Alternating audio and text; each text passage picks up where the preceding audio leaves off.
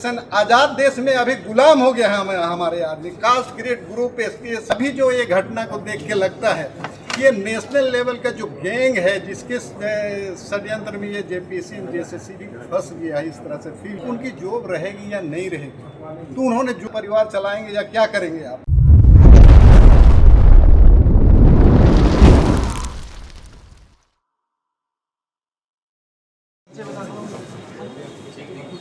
मेरा नाम LM ओरांव, पढ़ा समन्वय परिषद के प्रवक्ता हूँ।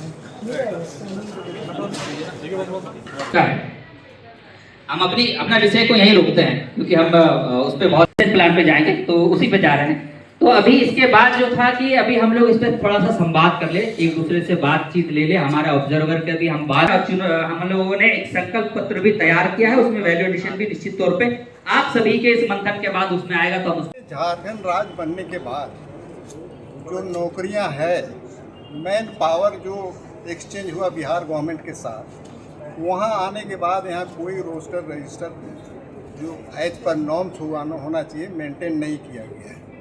और शुरू से यहाँ जो अपॉइंटमेंट हो रही है, एक्चुअली आपने जेपीएससी की बात उठाया, तो इतने दिन चलने के बाद 2021 में जेपीएससी का रूल्स बना। इसके पहले भी ऑलरेडी हो चुका था आपको 6 तक। तो कोई भी चीज़ को प्रॉपरली जो फॉलो होना चाहिए रूल रेगुलेशन के अनुसार से, वो शुरू से ही फॉलो नहीं हुआ, जिसके कारण इसका अनड्यू एडवांटेज लेके मिसयूज हुआ है। अभी पोजीशन आ गई कि जो प्रेजेंट सिचुएशन में गवर्नमेंट ऑफ इंडिया जो भी चीज़ रही है कि जो नेशनलाइज्ड इंस्टीट्यूशंस था उसको प्राइवेट कर रहे हैं। नौकरी वहाँ चली गई। गवर्नमेंट ऑफ झारखंड के अंतर्गत जिसको की रिजर्वेशन की आवश्यकता है कि 4th grade and 3rd grade, जिसको ये लोग टोटली आउटसोर्सिंग कर दे रहे हैं। दैट मीन्स संविधान के विरोध में सेंट्रल गवर्नमेंट में भी, स्टेट गवर्नमेंट में भी हमारी नौकरी का क्षरण हो रही है, दूर चाहिए।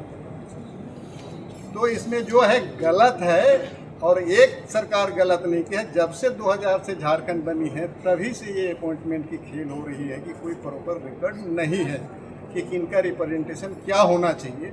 SC ST OBC economically weaker section, unreserve का क्या मीनिंग है। 2007 से 2010 जेपीएससी आई, पीटी में तो जब लेके आया उस समय लेके आया कि अनरिजर्व में केवल सामान्य वर्ग को दिया गया, जबकि उसमें आना चाहिए था सभी को।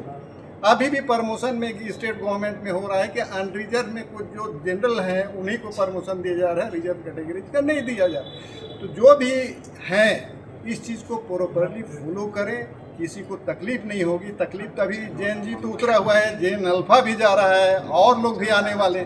तो इस तरह की हम लोग अनरेस्ट नहीं करें। सभी को राज्य को आगे बढ़ाना है, देश को आगे बढ़ाना है, यूथ को आगे बढ़ाना है कि जो टाइम से आया उनको जॉब मिलनी चाहिए। और यहाँ एक कल्चर चल गया है कि जो सीनियर सिटीजन हो गया, 60 ईयर्स रिटायरमेंट हो गया, उसके बाद उनकी सर्विस एक्सटेंशन हो गई, उनकी जगह यूथ को देना चाहिए, जो भी कमिंग जनरेशन के हैं उनको देना चाहिए। तो अभी पैरालाइज हो गया है यहाँ पर इस तरह की, वो सीनियर्स भी जा रहे हैं, जूनियर को नहीं मिल रहा है, जो नेडी हैं। और इसके चलते जो बच्चे हैं सफ़र कर रहे हैं, कोई एग्ज़ाम सही तरीके से नहीं होगी। अभी जो ये घटना को देख के लगता है ये नेशनल लेवल का जो गैंग है जिसके षड्यंत्र में ये जेपीसी जेसीसी भी फंस गया है। इस तरह से फील होती है कि किसी भी राज्य में कोई भी एग्ज़ाम क्लियर कट नहीं हो रहा है, तो हमारा व्यवस्था ही कहीं ना कहीं गलत है। तो वो तो मांग कर ही रहे हैं कि सीबीआई जांच हो, तो आप लोग क्या समर्थन है? सीबीआई देखिए, संस्था कोई भी संस्था आता है, जो एक संस्था में आप काम कर रहे हैं, हमसे इंटरव्यू ले रहे हैं, अगर आप में अगर ईमानदारी है तो बहुत बड़ी चीज़ ये आपने क्वेश्चन किया हो जाएगी। सीबीआई हो या स्टेट गवर्नमेंट की, वहाँ का एम्प्लॉई क्या ट्रांसपेरेंसी होना चाहिए। अगर ये ट्रांसपेरेंसी के साथ कर रहे हैं तो इनको CN वॉच करना चाहिए, नहीं होगा तो इन पर भी क्वेश्चन बनेगी। एक्चुअली सीबीआई के पास भी जेपीएससी 1, 2, 3 जो गया, अभी तक चार्जशीट सबमिट नहीं हो पाया। 20 साल नौकरी उनकी होने जा रही है, अब तो रिटायर करेंगे। या जो करप्शन जो आ गया राज्य में, वही उनको प्रॉपरली नहीं हो पाया, उनकी जॉब रहेगी या नहीं रहेगी। तो उन्होंने जो अपना स्टेप लेना है ले लिया। आप नौकरी से निकालो रखो, क्या मैं उनको चार्ज नहीं कर रहा हूँ, लेकिन लेकुना हुआ कि अनसर्टेनिटी में उनसे कोई अनड्यू वर्क भी इस तरह हो गया कि नहीं चाह के करना पड़ा। 20 साल से आप उनको जॉब ले रहे हैं, अभी चाहते हैं कि निकालने के लिए कहाँ जाएगा। व्यवस्था का मारा हुआ आदमी है, उनका कोई दोष नहीं है, ना सरकार जो व्यवस्था कर रही है गड़बड़ है। क्या झारखंड की नियोजन नीति स्पष्ट नहीं होने के कारण बाहर के लोग नौकरी ले रहे हैं, जैसे यूपी महाराष्ट्र कई बातें सामने आ रही हैं?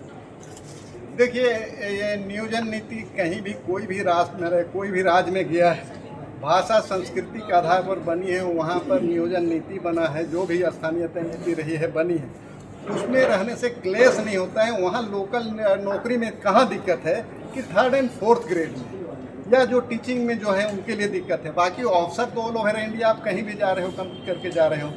तो ये नियोजन नीति बननी चाहिए थी कि यहाँ के लोगों को आप 3rd 4th ग्रेड में नहीं दे रहे हैं। आप देख लीजिए, यहाँ पर कोई भी ऑफिस में 3rd and 4th ग्रेड का पोस्ट को आपने दे दिया, आउटसोर्सिंग को दे दिया। आउटसोर्सिंग को आप जो पैसा दे रहे हो, आउटसोर्सिंग एजेंसी बोल रहा है कि 15,000 रुपया मिलता है, तो तुम 3,000 मेरे अकाउंट में छोड़ दो, 12,000 रुपये तुमको मिलेंगे। वो बोलेगा मैं नहीं छोड़ूंगा, 15,000 रुपये हमको दीजिए, तो बोलेगा कल से तुम हायर एंड फायर की नौकरी में मत आओ।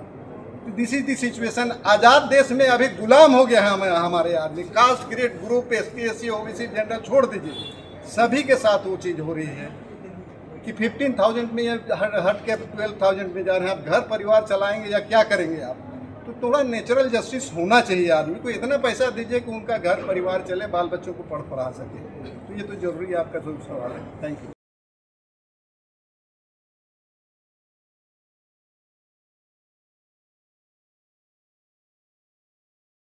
मंथन शिविर में, ये आदिवासी आत्ममंथन शिविर 2026 का ये पहला भाग है और न जाने कितना भाग हम लोग को करना पड़े, ये शुरुआती है।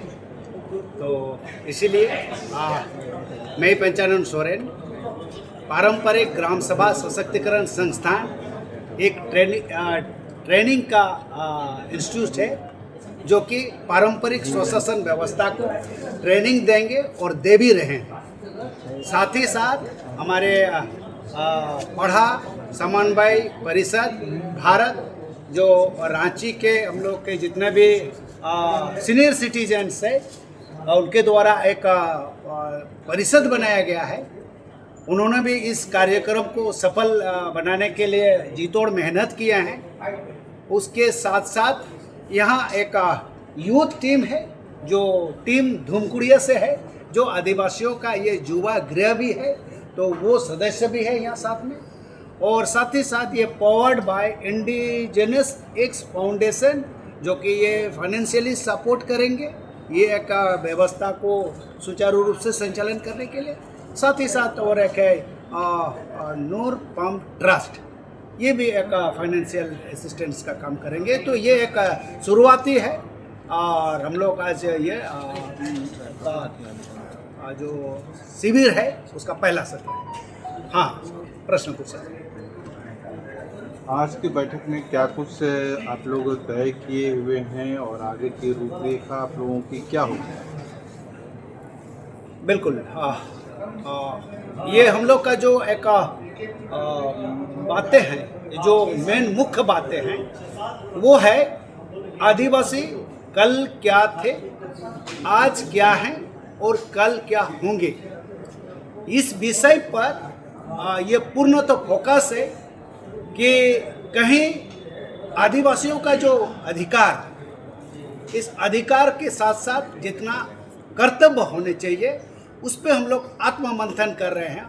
और ये खाली आत्ममंथन नहीं है, इस आत्ममंथन को हमारे झारखंड राज्य के राज्यपाल महोदय को, यहाँ के ट्राइबल एडवाइजरी काउंसिल यानी कि ट्राइब्स एडवाइजरी काउंसिल के चेयरमैन को, साथ ही साथ ये राष्ट्रपति तक को ये चर्चा के उपरांत जो निकल के आएंगे उसको पहुंचाने का काम